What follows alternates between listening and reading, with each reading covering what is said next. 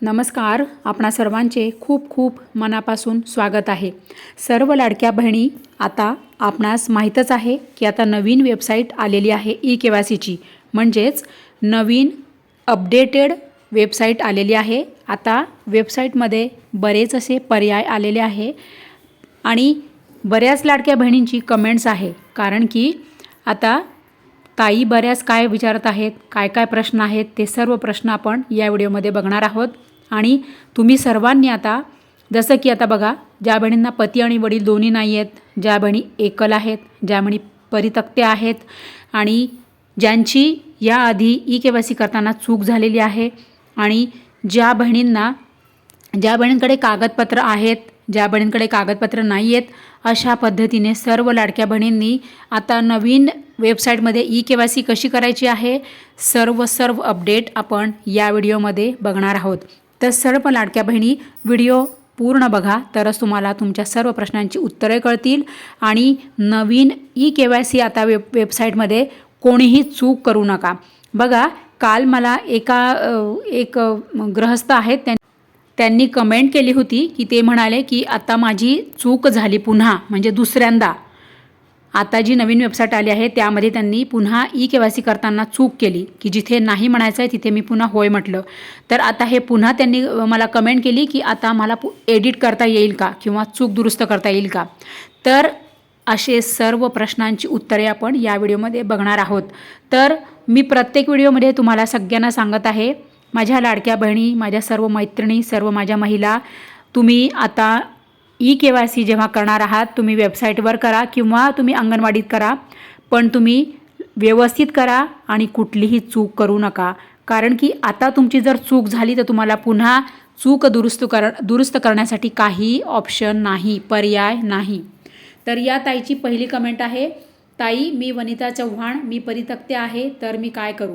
तर बघा, म्हणजेच तुम्हाला कोणीच नाही आहे ना, परित्यक्त्या म्हणजे तुम्हाला कोणीही नाही. तर तुम्ही आता काय करू शकता, तुमच्याकडे कागदपत्र आहेत का, कागदपत्र पण समजा नसेल तर तुम्ही फक्त हा ई-केवायसी करून ठेवा, बरोबर. तुम्ही फक्त म्हणजे स्वतःची ई-केवायसी करा, म्हणजे पहिला OTP जो येतो ना तेवढं तुम्ही पूर्ण करा, ओके. आणि तुमच्याकडे समजा जर काही कागदपत्र जर असले तर तुम्ही अंगणवाडी कार्यालयात देऊन या. आता पुढची ताई काय म्हणत आहे, मॅडम ज्यांच्याकडे कोणतेच कागदपत्रे नाही त्याने दुसरा नंबर टाकून कशी केवायसी करायची त्याचा व्हिडिओ टाका, खूप कमी दिवस राहिले आहेत. हो, तर आणि दुसरी पण कमेंट काय आहे, ताई मी आता इथं आत्ताच घेतली आपण ना. तर पहिल्या ताईची कमेंट आहे की माझ्याकडे कोणतेच कागदपत्र नाही, दुसरा नंबर टाकून केवायसी कशी करायची. तर हो, तर तुमच्याकडे जर काहीच कागदपत्र नाही आहे ना ताई, तर मी सांगितलेलं आहे या आधी पण परत सांगते, तर तुमचं कोणी म्हणजे काय म्हणतात त्याला, रक्ताचं नात्याचं म्हणजे सख्खा भाऊ किंवा सख्खी बहीण किंवा तुम्हाला सख्खे तुमचे मोठे वडील असतात किंवा तुमची आई आहे का किंवा तुम्हाला सख्खी बहीण आहे का, असं यापैकी तुम्हाला कोणी जरी असेल ना, त्यापैकी तुम्ही त्यांचा आधार नंबर टाका सेकंड OTPला आणि तुमची ई-केवायसी पूर्ण करा, ओके. तरीही तुम्हाला समजलं नसेल, प्रश्न असेल तर मला कमेंट करायला विसरू नका, म्हणजे मी पुढच्या व्हिडिओ तुम्हाला नक्की तुमची कमेंट घेणार आणि तुम्हाला यावर उत्तर देणार, ओके ताई. आणि ज्या बहिणी हे आहेत बघा, विधवा आहेत, ज्या बहिणी विधवा आहेत तर त्यांच्याकडे कागदपत्र असले समजा किंवा त्यांच्याकडे काही नातेवाईक असले तर तुम्ही तुमच्या सख्ख्या नातेवाईकांचा नंबर टाका सेकंड OTPला आणि जर कागदपत्र असले तुमच्याकडे तर तुम्ही कागदपत्र घेऊन अंगणवाडीत जा. पुढची ताई काय म्हणते, ताई मी एकल माता आहे, मी ई-केवायसी कशी करू सांग ना, कोणतेच कागदपत्र नाही माझ्याकडे, मी ई-केवायसी कशी करू सांग ना ताई प्लीज. ओके, तर आता ही ताई एकल माता आहे ना आणि मी ई-केवायसी कशी करू, कागदपत्र नाहीत. तर बरं, आता तुम्ही एकल माता आहात ना, मग तुमच्याकडे कोणीच नाही आहे ना, सख्ख नातेवाईक आहे का तुमच्याकडे कोणी, सख्खी बहीण किंवा सख्खा भाऊ किंवा तुमचा मुलगा आहे का तुम्हाला किंवा आई आहे का. तुम्ही एकल माता म्हणजे सिंगल पॅरेंट आहे, बरोबर, पण तुमची आई आहे का किंवा तुम्हाला वडिलांचं मृत्यूपत्र आहे का, मृत्यू प्रमाणपत्र, किंवा सख्ख तुमचं ब्लड रिलेट म्हणतात ना त्याला, म्हणजे रक्ताच्या नात्याचं, म्हणजे सख्खी बहीण, सख्खा भाऊ, सख्खी आई, असं कोणी जर असेल तर त्यांचा आधार नंबर तुम्ही सेकंड OTPला टाका आणि तुमची ई-केवायसी पूर्ण करा, ओके.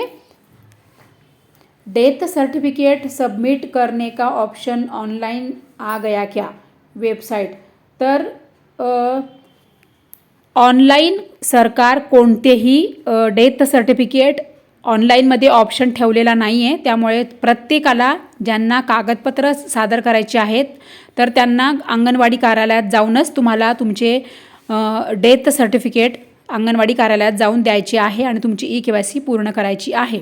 पुढची ताई काय म्हणते, ताई ऑनलाईन केल्यावर पण पतीचे मृत प्रमाणपत्र अंगणवाडीत द्यायचं का?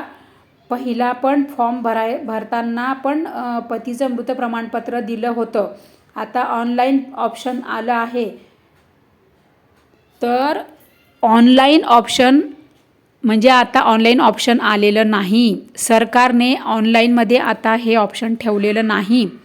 ज्यांना कागदपत्र द्यायचे आहेत म्हणजे जसं की वडिलांचं मृत्यू प्रमाणपत्र किंवा पतीचे मृत्यू प्रमाणपत्र, तर हे तुम्हाला अंगणवाडी कार्यालयात जाऊनच द्यायचं आहे, कारण की सरकारने वेबसाईटमध्ये आता तो पर्याय आणलेला नाही। कारण की कसं होतं ना, पुन्हा कोणी खोटे कागदपत्र अपलोड केले तर परत सरकारवरच ते नाव यायचं, म्हणून सरकारने ते ऑप्शनच ठेवलेलं नाही आहे। म्हणून प्रत्येकाला तुमची कागदपत्र तुम्हाला अंगणवाडी कार्यालयात जाऊन द्यायचे आहे। ही ताई काय म्हणते, माझी EKYC होत नाही संभाजीनगरमध्ये, अंगणवाडी किधर आहे। तर अंगणवाडीचं तुम्हाला मी फोन नंबर सांगितलेला आहे, तर काय N सेक्टर 3 काहीतरी आहे बघा तुमचं तिथे, तर तिथे अंगणवाडी कार्यालय आहे। ओके, मी जालना येथून बोलते, माझा नेम विमल गाडेकर आहे, मी माझ्या आईजवळ राहते, मी हाफ KYC केली आहे। ओके, तुम्ही हाफ KYC केली आहे ना, मग तुमच्याकडे तुमच्या पतीचं मृत्यू प्रमाणपत्र असेल किंवा वडिलांचं मृत्यू प्रमाणपत्र असेल तर तुम्ही ते कागदपत्र घेऊन अंगणवाडी कार्यालयात जाऊन EKYC पूर्ण करा, किंवा सेकंड OTPसाठी तुमच्या आईचा तुम्ही आधार नंबर देऊन तुमची EKYC पूर्ण करा।